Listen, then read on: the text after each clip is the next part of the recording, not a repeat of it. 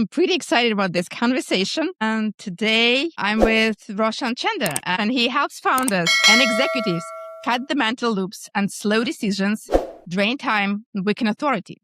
His work comes from years leading companies where performance looked strong, but decision patterns told another story. And today he teaches leaders how to see those patterns early and cut them before they cost more. So I'm very excited about having this conversation with you, Roshan. And please just tell us about yourself and what you do, and then I'll ask you a few questions about how you do that. Perfect. So first of all, I just wanted to say thank you for inviting me here on this live, Daria.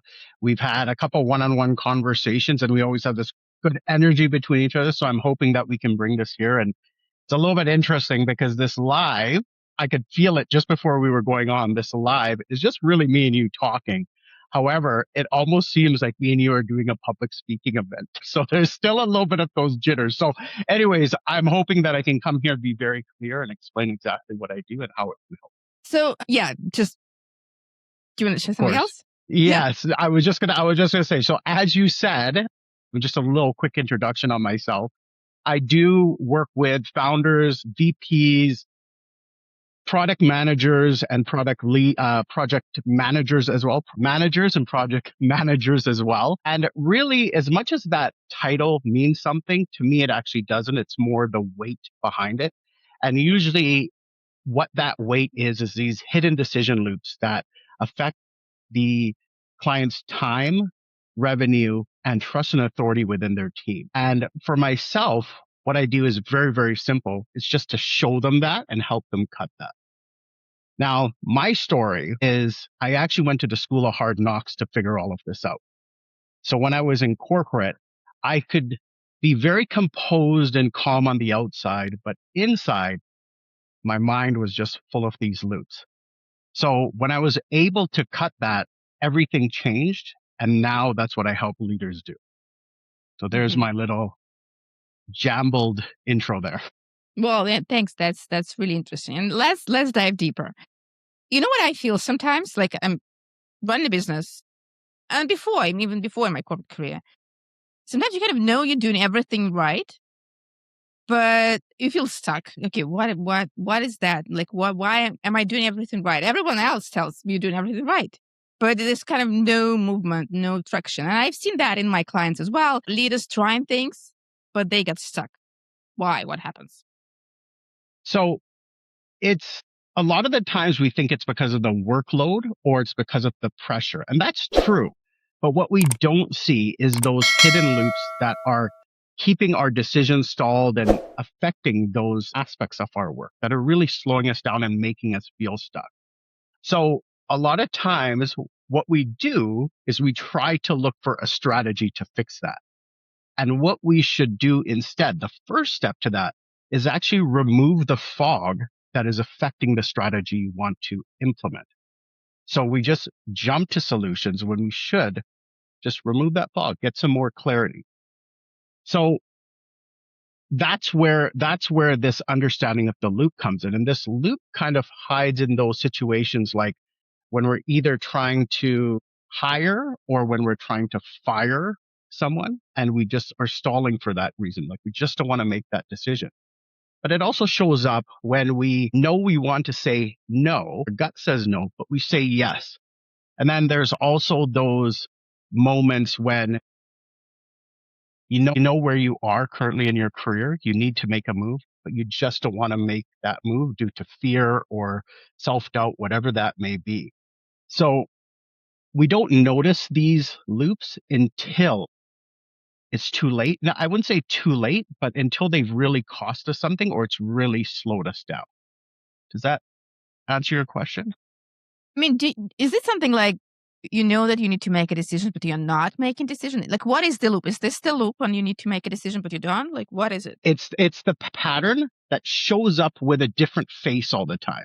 So it is that. It is like you need to make a decision, but for whatever reason, and usually it comes down to a few things. It comes down to confidence, it comes down to doubt, and it comes down to judgment of yourself.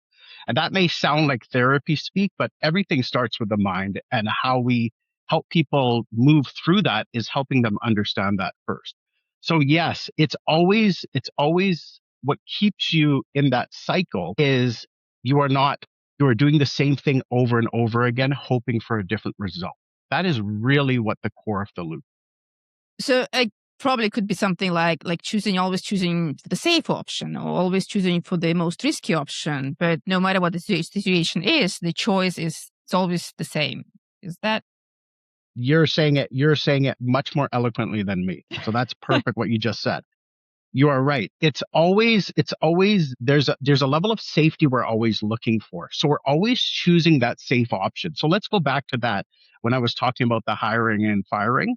Like it's safer just to stay stuck and just stay exactly where you are, meaning you don't need to hire somebody because you're worried about the budget and you're worried if this new person that's going to come in is actually going to fill the role that you need for what you've described as what the need is. And then the firing is, well, what happens if when we lose that person, what's going to happen? But also we're worried about the interpersonal dynamics of that as well. So you're very correct on how you explain that, Dari. so? Again, my next kind of question is, how do you know? Well, sometimes you need to make a decision, but sometimes you need some time to kind of think and reflect. How do you know when you're in the loop or it's your strategy of decision making? I think and this may come a little bit later in our conversation as well, but it's really understanding that what we typically do in life, in our career, is we're always reacting to things. We're always trying to fix things in the moment. But if you can actually start noticing, where's this pattern? Where's this pattern that I'm stuck in? Like all our lives are just history repeating itself. So we can see this pattern in other areas of our life. It could be career, but it also could be personal life, where we can see, okay, this is where I typically stall because I'm afraid of judgment or I'm doubting myself. So that is that reoccurring loop that keeps showing up. And in your career as a team leader, how did you first recognize your own loop? Okay. Well, I actually first recognized my first loop at a very, very young age. I used to see my parents' loops and I saw how their loops affected their decisions, how it delayed them, how it stalled them in life, in career and in their life in general. And as I got older, wow, Roshan noticed he inherited his parents' loops. So I was always looking for that safety. And my safety was interesting. As I dove into this, it was like a lack of self trust. Like I just didn't trust myself to always make the right decisions.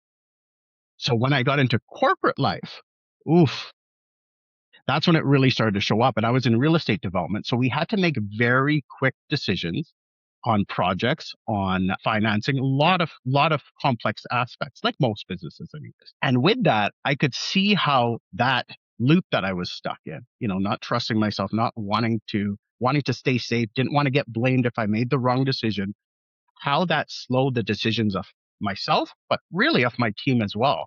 Because when you have an unsure leader, if I'm not sure of myself, they're not going to be sure of themselves.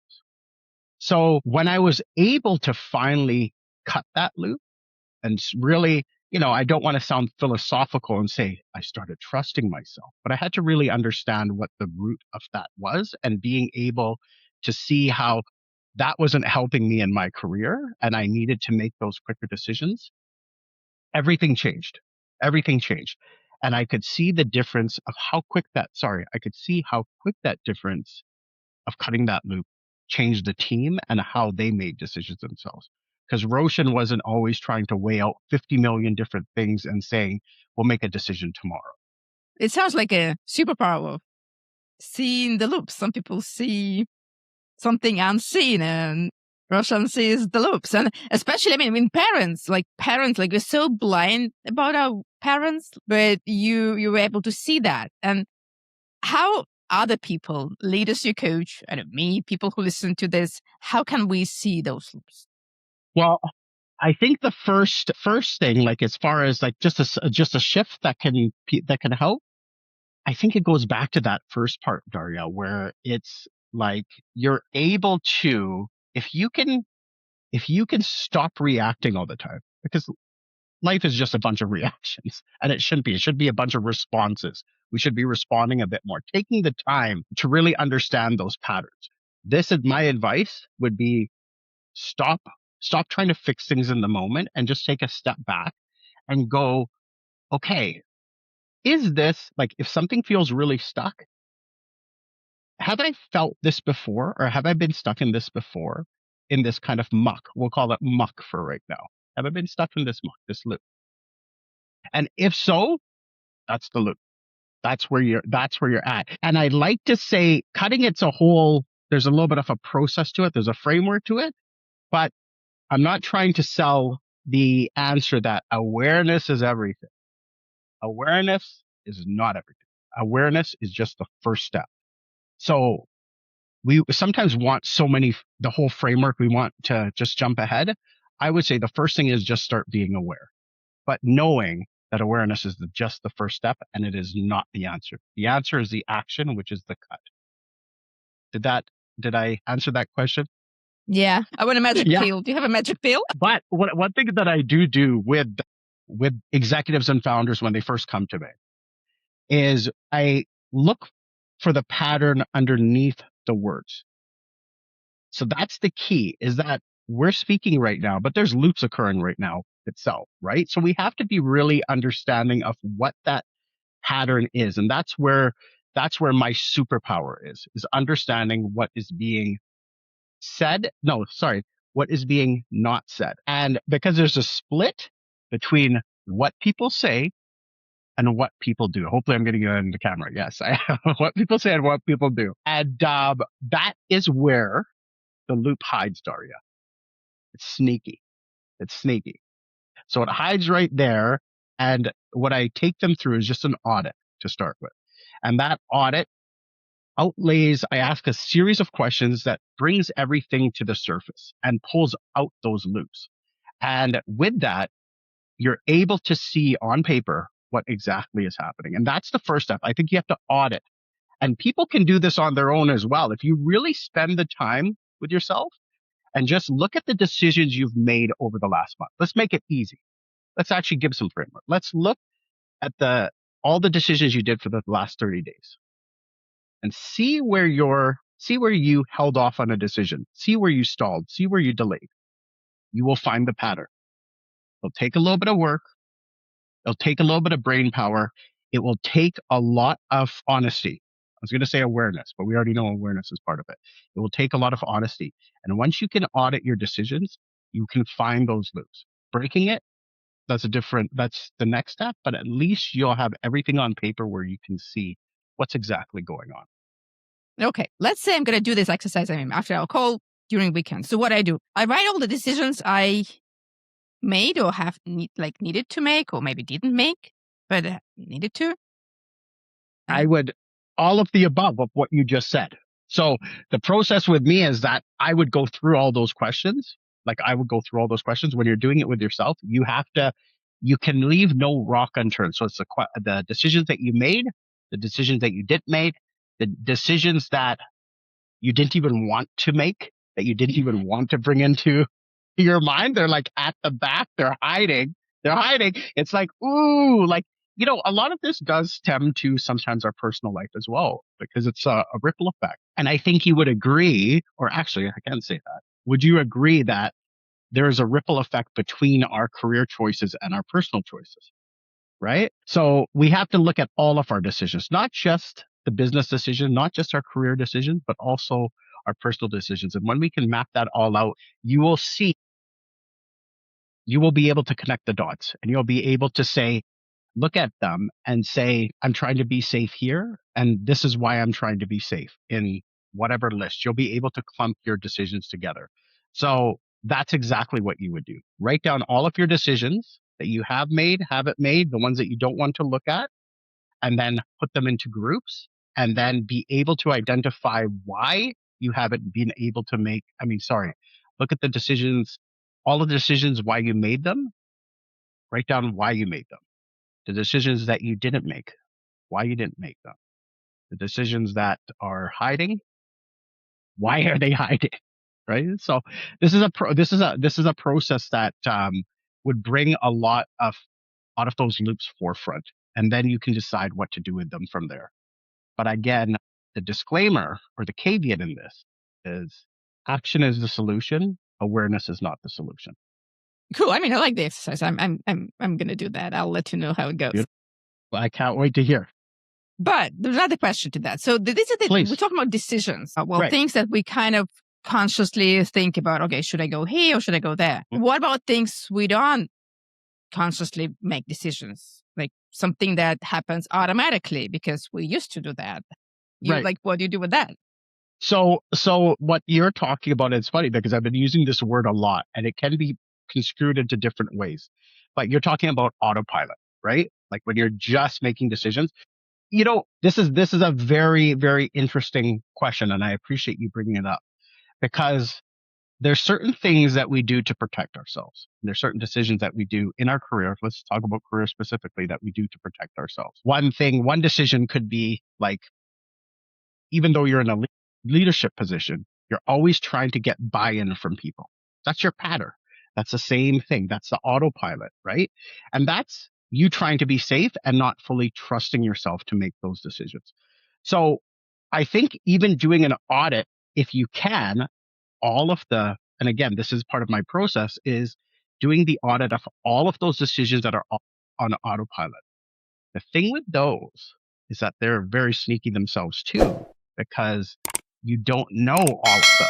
So I would love to say the best thing to do is take a vacation by yourself, go up to a nice little cozy cabin, take a pen and paper with you, don't take your phone, and do the work and do this work. But your question is a very valuable one for a lot of people because the autopilot where we're just keeping on doing the same thing because it worked at one time for us, we have to audit that to see if it's still working. I think have you heard this saying where it's a business saying that goes, we've always done it this way?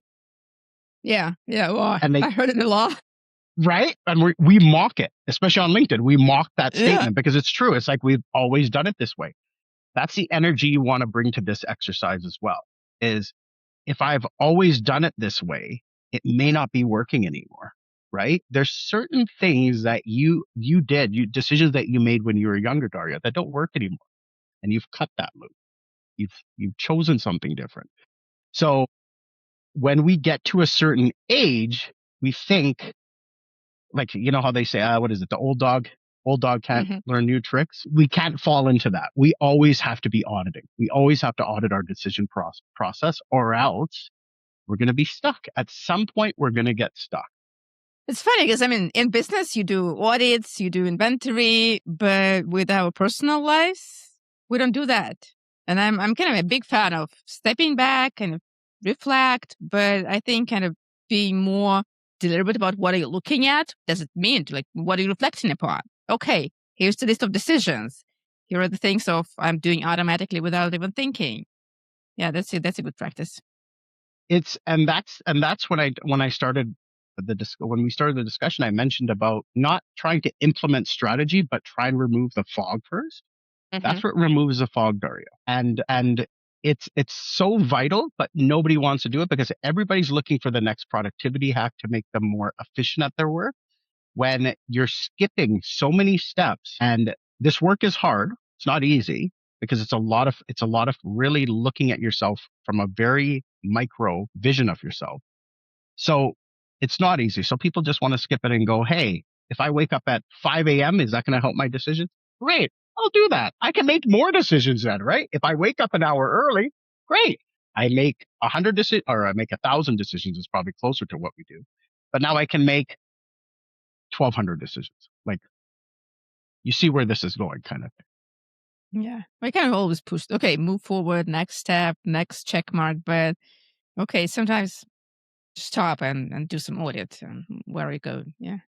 Yeah. And it's personal. And like you said something very, very key was we do audits in our business all the time.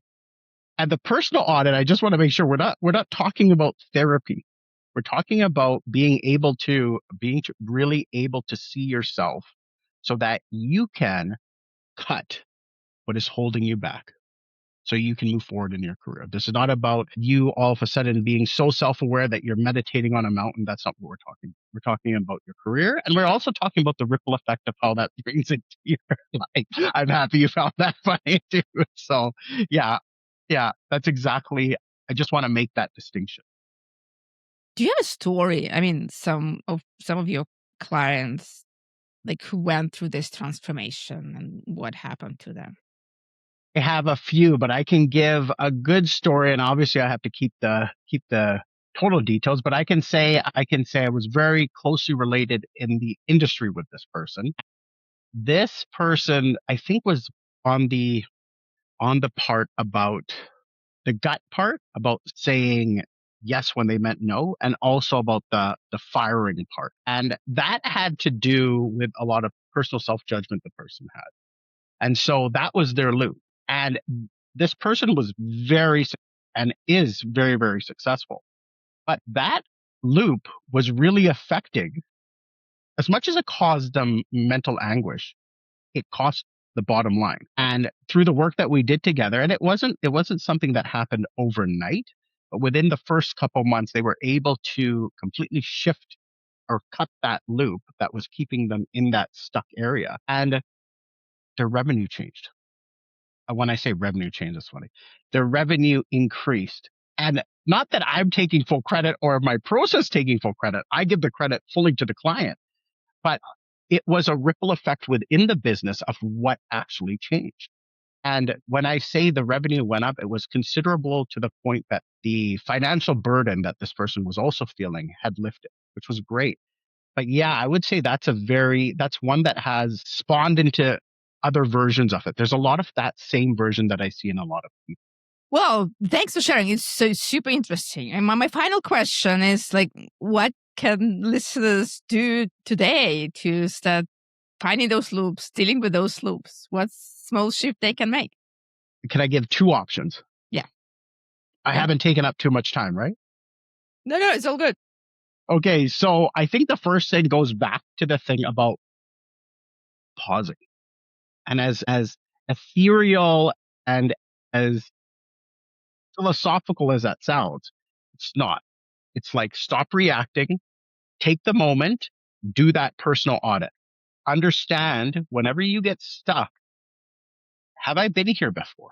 Like you have to understand that, or else you will just keep doing the same thing over and over, hoping a different result, which I think is Einstein's definition of insanity. And I think a lot of us are insane according to that Yeah. description. So it's really doing that audit. The other option is if you would like me to walk you through that audit, I have if people were to go to my LinkedIn page, I do offer a complimentary audit for now. So we can go through that process themselves.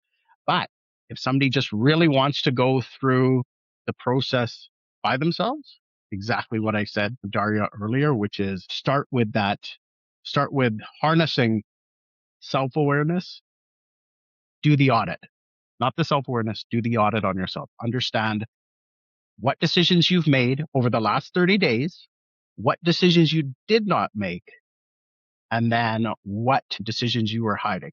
And even with that, if people who listen to that, if they want to send me those things and want me to give them some feedback, they're free to contact me or DM me on LinkedIn and we can go from there as Cool. That's a very generous offer. So again, kind of to summarize, how people can reach out to you? Like, what's the best way? the best way, the most direct way is through LinkedIn. Is go on my profile, send me a DM. I answer all of my DMs. So yeah, that's probably the best way. And if you just want to jump to the audit, I have a link in my profile in my featured section, and you can just go through my landing page right through there, and we can meet up there. Thank you so much, Roshan. It's so interesting to learn about those loops and how to make better decisions. I've learned a lot. I'm sure our listeners as well. So thank you so much. I appreciate this. Again, appreciate you giving me the time to come on with you, and always enjoy our conversations and hope to have more, Daria. Okay. Bye bye.